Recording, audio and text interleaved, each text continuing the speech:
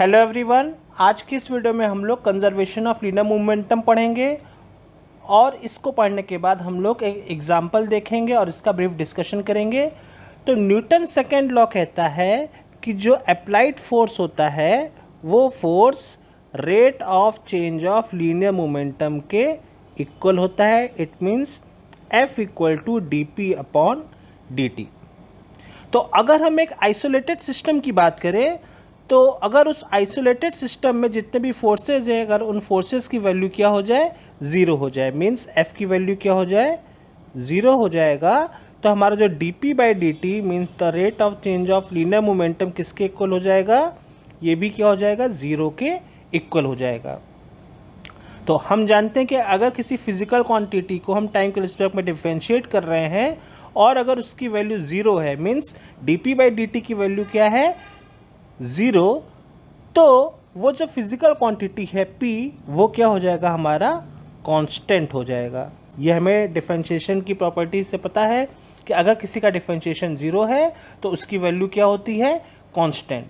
ठीक है, तो इस P की वैल्यू क्या हो गई, कांस्टेंट। इट मीन्स जब मेरा फोर्स जो आइसोलेटेड सिस्टम है उसमें फोर्स अगर ज़ीरो होगा तो हमारा लीनियर मोमेंटम क्या होगा, कांस्टेंट रहेगा, मतलब ये चेंज नहीं होगा। और इसी को हम लोग कहते हैं कंजर्वेशन ऑफ लीनियर मोमेंटम। अब अगर हम एक एग्जांपल लेते हैं कि जब हम किसी बुलेट से, किसी गन से जब हम बुलेट फायर करते हैं तो वहाँ पे जो लीनियर मोमेंटम होता है वो कंजर्व रहता है। तो जैसा कि आप इस फिगर से देख रहे हो, जैसे ही हमने गन से बुलेट फायर की तो गन से जो बुलेट होती है उस पर जो फोर्स लगता है उस फोर्स की डायरेक्शन होगी आपकी इस डायरेक्शन में फोर्स लगेगा। तो हमने इसका जो बुलेट पे जो फोर्स लग रहा है उसको हमने FB से रिप्रेजेंट किया। ठीक इसी तरीके से जो गन पे जो फोर्स लगेगा उसकी जो डायरेक्शन होगी वो डायरेक्शन ये होगी FG। ठीक है, तो दोनों की डायरेक्शन क्या होगी, अपोजिट होगी। तो अगर हम इन दोनों पे, बुलेट पे और गन पे, अगर हम न्यूटन सेकेंड लॉ की बात करें तो हमारा जो बुलेट पे जो न्यूटन सेकेंड लॉ लगेगा तो वो हो जाएगा FB equal to DPB upon DT। और अगर हम गन की बात करें तो इस पे जो फोर्स होगा FG equal to DPG upon DT। इसको हम लिख सकते हैं FB into DT equal to DPB।